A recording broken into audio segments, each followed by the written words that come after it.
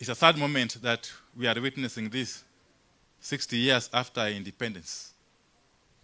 The kind of cruelty that has been exhibited by state agents or people calling themselves state agents is something that was never witnessed even the darkest moments of our colonial history. It's also important to note that the names you have seen scrolling on the screens are basically some of the names that we've been able to document so far. There are a lot more people that have since lost their lives in the hands of the police, whose names we are yet to document. There are also a lot more people who have suffered injuries and are lying either in hospitals or in their homes, whose details we are yet to document. There are equally a lot more people who, as we speak, remain unaccounted for. And in the fullness of time, we shall be able to have a clearer picture. So this is work in progress. But we must say that this is a really most unfortunate situation that we find ourselves in this country. And in order to continue to immortalize those who have lost their lives, because we believe strongly that their deaths shall not be in vain, that however long it takes, those who are responsible for these unfortunate and premature deaths shall be held to account. It doesn't really matter how long it takes.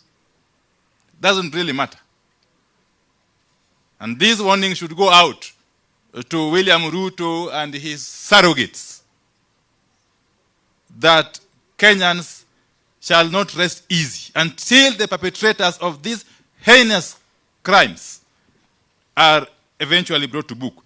So in order to immortalize these very gallant souls, we shall continue to name them over and over again. And therefore, that's what I'll do right away.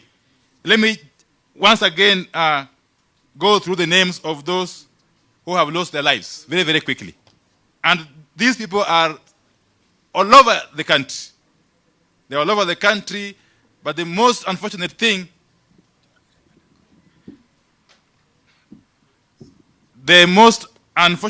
is that all these deaths have been caused by police weapons. All these deaths, without exception.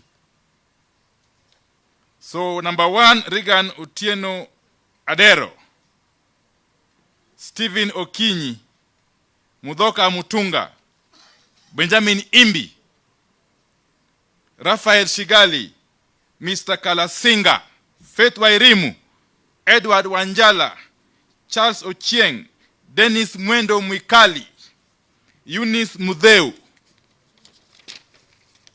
John Musa, Derek Adongo, William Manyange, Peter Ngolanie, Fanuel Ochieng Okelo, John Ochieng, Jojo Togo, Pascal Owino Hayongo, Harris Ochieng, Bernard Ochieng Otana, Meshak Ishereka, Joseph Ogonda Muga, Harris Ochieng, Bernard Kilonzo Mwanzia, Alex Mutinda Nzuve, David Agan, Pascal Owino, Felix Otieno Duor, Muthakie Mudui, John Okoth, George Odhiambo Anyama, John Ochieng, Felix Otieno Opio, Duncan Simiu,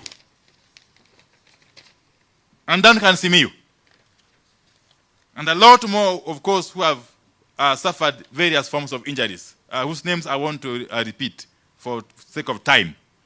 Let me, at this juncture, as I acknowledge the presence of my colleague members of parliament from both National Assembly and the Senate, just be upstanding for just 1 minute.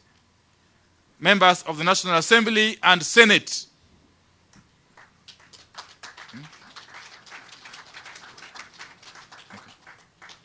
Thank you very much. Thank you very much, colleagues. I will be asking on your behalf the Honorable Mishi Mboku, the Honorable Commissioner Mishi Mboku, to come forward and make some very, very few remarks before we can proceed.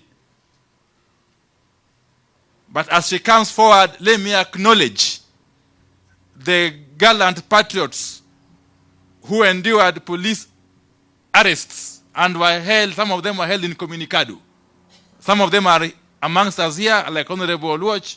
Where are you? Honorable Oluoch of Madare. We recognize the Honorable Babu Owino of Embakasi East.